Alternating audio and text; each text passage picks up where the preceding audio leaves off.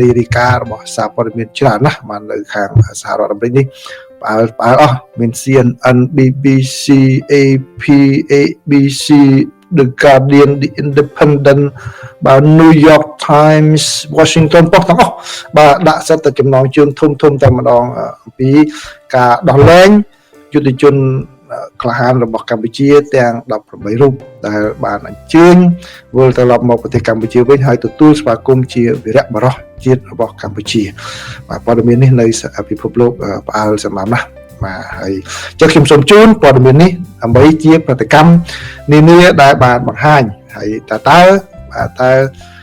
សារព័ត៌មាននៅខាងក្រៅប្រទេសគេរាយការណ៍យ៉ាងម៉េចណាបាទប្រិមិត្តនៅក្នុងប្រទេសកម្ពុជាអ្នកខ្លះចូលរួមនៅក្នុងព័ត៌មាននេះដោយខ្លួនឯងផ្ទាល់ទៅហើយបាទដំបូងសូមត្រឡប់មករឿងយុទ្ធជនរបស់កម្ពុជាដល់ក្លាហានទាំង18រូបបាទដែលទៅបានថៃដោះលែងមកវិញនៅថ្ងៃនេះបាទខ្ញុំជឿថាប្រិមិត្តមានអ្នកណាមួយដែលថាមិនដឹងរឿងនេះទេហើយសូម្បីតែពិភពលោកក៏ផ្អើលពិភពលោកទាំងនៅអឺរ៉ុបទាំងនៅអាមេរិកនៅទូគីសារព័ត៌មានទូគីក៏ចុះផ្សាយទាំងអស់បាទខ្ញុំមិនអាចយកមកបាទជម្រាបជូនទាំងអស់បានប៉ុន្តែក្រុមសារគឺពួកគាត់រីករាយចូលរួមរីករាយនឹងព័ត៌មាននេះផងដែរអញ្ចឹងខ្ញុំសូមដកស្រង់ខ្លះដែលជម្រាបជូនប្រិមិត្តណាបាទអញ្ចឹងឲ្យដើម្បីឲ្យដឹងថាពីអន្តរជាតិគេរាយការណ៍យ៉ាងម៉េចបាទអញ្ចឹងនៅក្នុងព័ត៌មានទី1នេះគឺជាសេចក្តីរាយការណ៍ដែលខ្ញុំដកស្រង់ច្រើនពីសារព័ត៌មានច្រើនមកបញ្ចូលគ្នាគឺបានឲ្យដឹងថានៅថ្ងៃពុធនេះថៃបានធ្វើមាតុភូមិនិវត្តន៍យោធិនរបស់កម្ពុជាចំនួន18រូបដែលត្រូវបានចាប់ខ្លួនកាលពីខែកក្កដាកន្លងទៅនេះគឺជាសញ្ញាមួយដែលបង្ហាញនៅការរីកចម្រើនដែលឈានទៅដល់ការបន្ធូរបន្ថយនៅភាពតានតឹងរវាងប្រទេសជិតខាងទាំងពីរនេះចាប់តាំងពីការប្រយុទ្ធគ្នាបានចាប់តាមបានផ្ទុះមកឡើងនៅដើមឆ្នាំនេះលោកស្រីឧត្តមសេនីយ៍ឯកម៉ាលីសុជាតាដែលជាអ្នកនាំពាក្យក្រសួងការពារជាតិរបស់កម្ពុជាបានបញ្ជាក់ថាយោធិនទាំង18រូបរបស់កម្ពុជាពិតជាត្រូវបានដោះលែងហើយបានវិលត្រឡប់មកប្រទេសកម្ពុជាវិញដោយសុវត្ថិភាពនៅព្រឹកថ្ងៃពុធហើយបើតាមសម្រងដើមរបស់សារព័ត៌មានហ្នឹងដែលអ្នកស្រីបានថ្លែងក្នុងសេចក្តីថ្លែងការណ៍បានបញ្ជាក់ថាគឺប្រទេសកម្ពុជានៅតែមានក្តីសង្ឃឹមថាការដោះលែងនេះគឺជាសញ្ញាដ៏សំខាន់មួយដែលនឹងចូលរួមចំណែកទៅដល់ការកសាងទំនុកចិត្តvà នឹងការជឿជាក់គ្នាទៅវិញទៅមកហើយអ្នកស្រីបានបន្ថែមថាអ្នកស្រីជឿជាក់ថាកាយវិការនេះគឺបានបង្កើតនៅបរិយាកាសដែលមានផលិតដែលអាចជួយសម្រួលដល់មានសន្តិភាពស្ថិរភាពនិងការធ្វើតំណែងតំណងឲ្យមានលក្ខណៈប្រក្រតីឡើងវិញទាំងស្រុងតែម្ដងដែលជាផលប្រយោជន៍ទៅដល់ប្រទេសទាំងពីរគឺកម្ពុជានិងថៃហើយនិងប្រជាពលរដ្ឋនៃប្រទេសទាំងពីរផងដែរនៅក្នុងពេលអនាគតដោយឡែកក្រសួងការបរទេសរបស់ថៃវិញក៏បានចេញសេចក្តីថ្លែងការណ៍មួយដែរដែលក្នុងនោះខ្លឹមសារសំខាន់គឺប្រទេសថៃសម្ដែងនៅក្តីសង្ឃឹមថាបាទកម្ពុជានឹងយកកាយវិការនេះថាជាសុឆន្ទៈបាទតាមរយៈឲ្យចង់ឃើញកម្ពុជាចាត់នៅវិធានការជាក់លាក់បន្ថែមទៀតដើម្បីបានលើកកម្ពស់នៅសន្តិភាពដែលមានលក្ខណៈបាទថថេរបាទរវាងប្រទេសទាំងពីរនេះបើតាមការបញ្ជាក់របស់ក្រសួងការបរទេសរបស់ប្រទេសថៃសារព័ត៌មានបានឲ្យដឹងទៀតថាគឺជាផ្នែកមួយនៃកិច្ចព្រមព្រៀងដែលចុះហត្ថលេខាកាលពីពេលថ្មីនេះរួមមានការជប់ច្បាំងគ្នាហើយបានចូលជាធរមានកាលពីថ្ងៃសៅរ៍កន្លងមកនេះគឺទីក្រុងបាងកកត្រូវដោះលែងយុទ្ធជនទាំង18រូបរបស់កម្ពុជាប្រសិនបើបទជប់បាញ់នោះគឺនៅមានសុពលភាពរយៈពេល72ម៉ោងហើយសារព័ត៌មាននេះបានឲ្យដឹងថាទីក្រុងបាងកកក៏បានពន្យាពេលការដោះលែងនឹងបន្តិចគឺលើសពីការកំណត់នឹងដែលចូលមកដល់កាលពីថ្ងៃអង្គារបាទដោយសារតែថៃពេលនោះគឺបានចោទប្រទេសកម្ពុជាថាបានរំលោភបទជប់បាញ់គ្នាលក្ខខណ្ឌនៃបទជប់បាញ់គ្នានោះដោយមានការបង្ហោះដ្រូនផងដែរមន្ត្រីនានាដែលមកពីអង្គការកាកបាទក្រហមអន្តរជាតិបាទហើយនិងអ្នកសង្កេតការណ៍របស់អាស៊ានក៏បានមានវត្តមាននៅពេលនោះដែរដើម្បីពិនិត្យមើលការវិលត្រឡប់ទៅវិញការមេត្តាភូមិនៅវិញដែលបានរៀបចំឡើងនៅប្រហែលជាម៉ោង10ព្រឹកមកនៅក្នុងប្រទេសកម្ពុជាដែលភាគីបានទាំងពីរបានបញ្ជាក់ឲ្យដឹងហើយកម្ពុជាបាននិយាយថាការប្រគល់ យុទ្ធជនទាំង18រូបនោះបានធ្វើឡើងនៅកន្លែងច្រកព្រំណាបាទនៅក្នុងខេត្តបៃលិនរបស់កម្ពុជាបើតាមសេចក្តីរាយការណ៍នេះក៏បានបញ្ជាក់យ៉ាងច្បាស់ថាគឺប្រទេសថៃបានចាប់យុទ្ធជនទាំងនោះទាំង18នាក់នោះគឺក្រោយពីបទជុំបាញ់គ្នាគឺបើតាមខ្ញុំមើលតាមបណ្ដាញសង្គម Facebook ឃើញលោកហ៊ុនម៉ាណែតដែលជានាយករដ្ឋមន្ត្រីកម្ពុជាបានបញ្ជាក់តាមបណ្ដាញសង្គមបាទក្រោយពីជួបជាមួយនឹងយុទ្ធជនទាំង18រូបនោះថាបាទលោកបានសរសេរថាទោះជាយូរបន្តិចប៉ុន្តែយើងមិនដែលភ្លេចបងប្អូនទេថ្ងៃនេះរាជរដ្ឋាភិបាលបានបំពេញកាតព្វកិច្ចសំខាន់ទាំង3សម្រាប់បងប្អូនវីរៈយុទ្ធជនទាំង18រូបដែលយើងបានកំណត់ដាក់ចេញភ្លាមចាប់តាំងពីថ្ងៃដែលបងប្អូនត្រូវបានចាប់ខ្លួននៅថ្ងៃទី29កក្កដា2025គឺ155ថ្ងៃគត់កាតព្វកិច្ចសំខាន់ទាំង3នោះគឺការធានាអាយុជីវិតធានាសុខសុវត្ថិភាពនិងការស្វែងរកសេរីភាពជូនបងប្អូនបាទហើយលោកបានបញ្ចប់ដោយសរសេរថាសូមអបអរសាទរចំពោះការទទួលបាននូវសេរីភាពវិលត្រឡប់មកជួបជុំគ្រួសារវិញរបស់បងប្អូនវីរៈយុទ្ធជនទាំង18រូបបាទអញ្ចឹង155ថ្ងៃនៅក្រោមការឃុំឃាំងរបស់ថៃហើយបូកនឹងគាត់ប្រយុទ្ធរយៈពេល5ថ្ងៃទៀតបាទអញ្ចឹងគឺ160ថ្ងៃនៃការលះបង់របស់គាត់ដើម្បីមាតុភូមិរបស់កម្ពុជានេះជាតួលេខមួយដែលប្រិមិត្តមិនគួរភ្លេចនោះទេបាទហើយប្រតិកម្មមួយទៀតនោះគឺពីឯកអគ្គរដ្ឋទូតរាជទូតរបស់ជប៉ុនលោកអ៊ូអ៊ីណូបានសរសេរសារតាមបណ្ដាញសង្គម Facebook របស់ទូតនៅក្នុងប្រទេសកម្ពុជាផងដែរដោយលោកបានសរសេរថាខ្ញុំសូមស្វាគមន៍ចំពោះការដោះលែងទាហានកម្ពុជាទាំង18នាក់ខ្ញុំសង្ឃឹមថាបទជបាញ់នឹងត្រូវបានរក្សាហើយភាពតានតឹងរវាងប្រទេសកម្ពុជានិងថៃនឹងត្រូវបានកាត់បន្ថយបន្ថែមទៀតបាទហើយពីខាងសហភាពអឺរ៉ុបវិញបាទសូមដាក់រូបភាពខាងសហភាពអឺរ៉ុបបន្តិចមក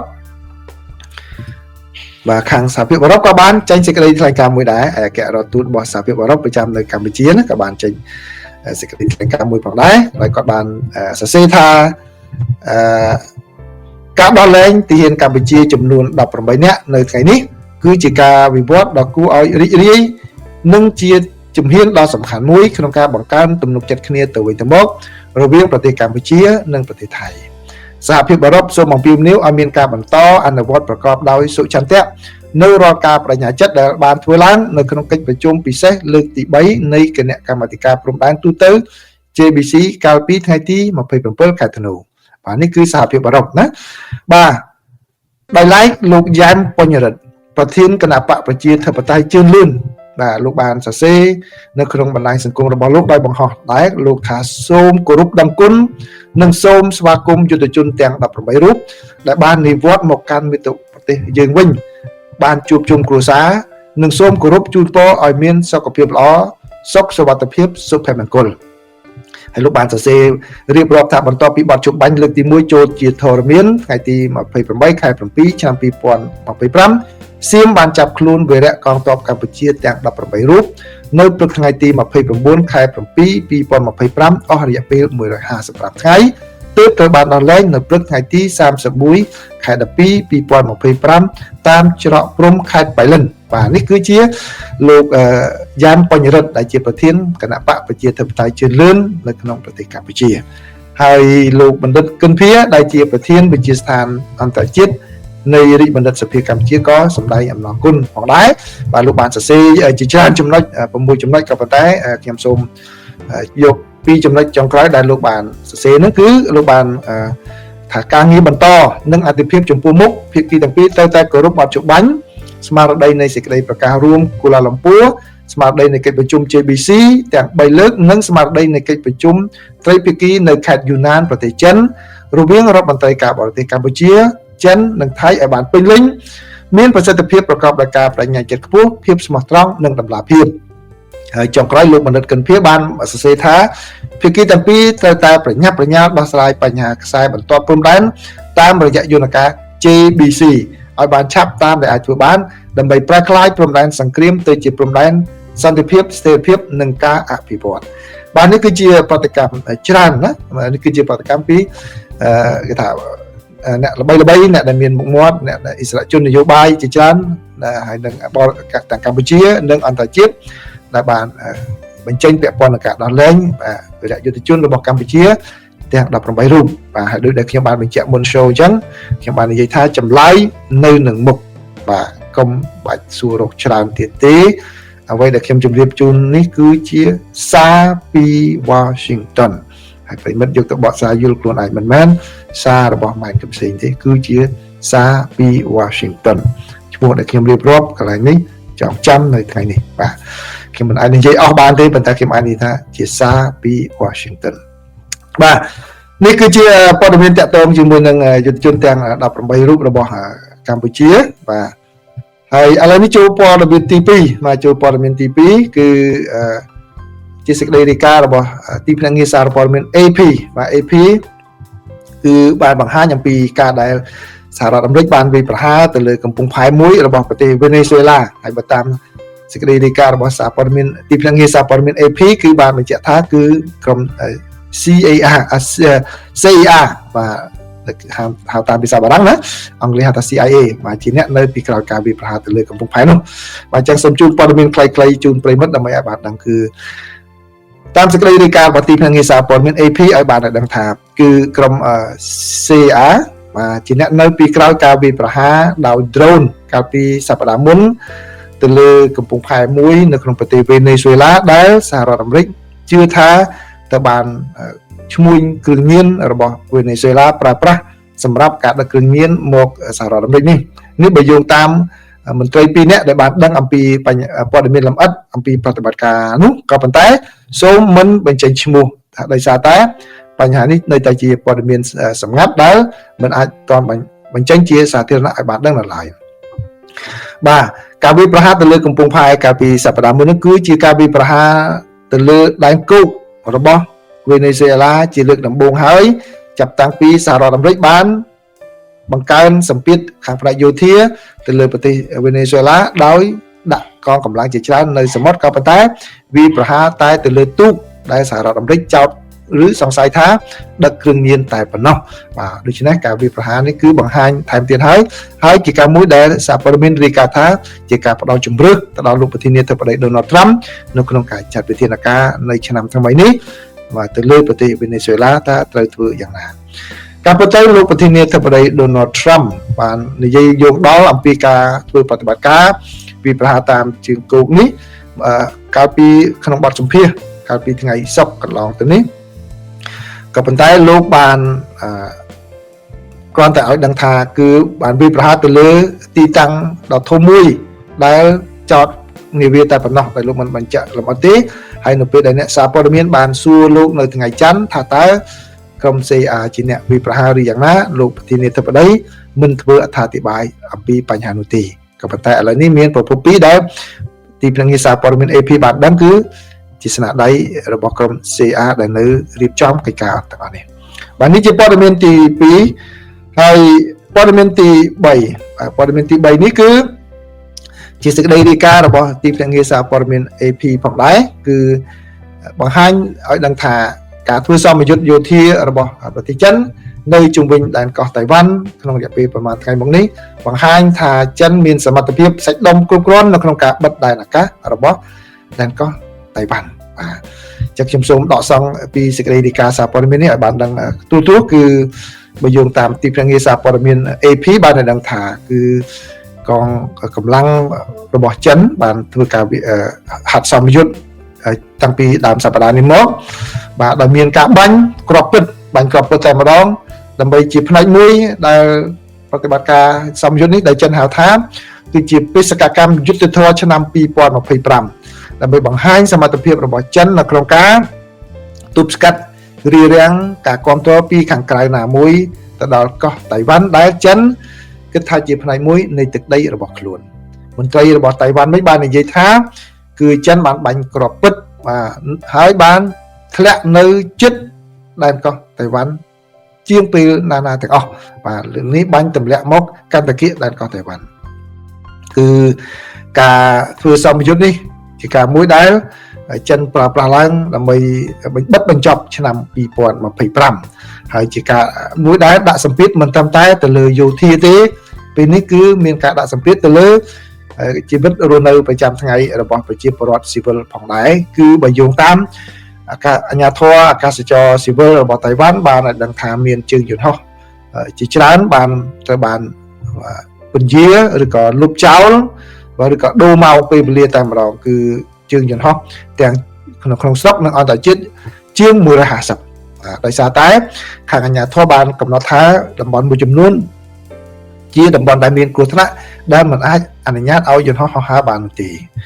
ហើយទីភ្នាក់ងារសារព័ត៌មានស៊ីនហួរជាផ្លូវការរបស់ចិនវិញបានរាយការណ៍ដោយសរសេរ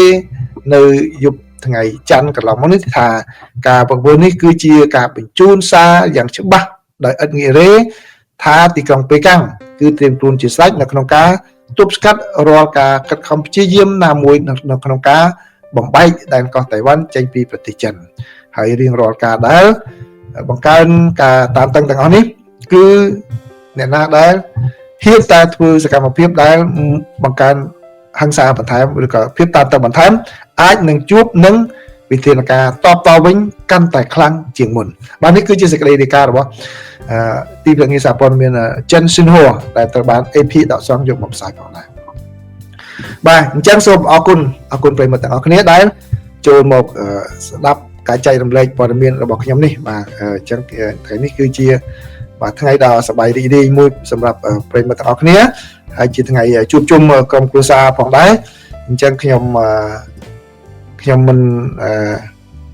ចង់យកពេលវេលារបស់ប្រិយមិត្តច្រើនប្រហែលទេអញ្ចឹងគ្រាន់តែសូមចូលរួមបាទអបអរសាទរណាអញ្ចឹងសូមអញ្ជើញសប្បាយរីករាយឆ្លងឆ្នាំជាមួយនឹងក្រុមគ្រួសារបាទពេលនេះទោះបីជាយ៉ាងណាទោះបីជាសាច់រឿងទាំងមូលមិនទាន់ចប់ក៏ប៉ុន្តែក៏ជាពន្លឺមួយដែលជួយឲ្យយើងបានសប្បាយរីករាយអញ្ចឹងជាពេលដែលជាឱកាសសប្បាយរីករាយខ្លះផងដែរណាក៏ប៉ុន្តែវាសូថាខាងអាជ្ញាធរកម្ពុជាគឺបានជូនដំណឹងថាកុំបាញ់ផាវបាញ់អីបាញ់ខ្ញុំជួយអីនាំតែមានការយល់ច្រឡំបាទអញ្ចឹងបាទសូមអរគុណប្រិយមិត្តច្រើនដែលក្នុងពេលតាំងពីថ្ងៃទី1ខែឧសភាកន្លងមកនេះគឺប្រិយមិត្តបានផ្ដល់ការទុកចិត្តទៅលើការចែករំលែកព័ត៌មានរបស់ខ្ញុំ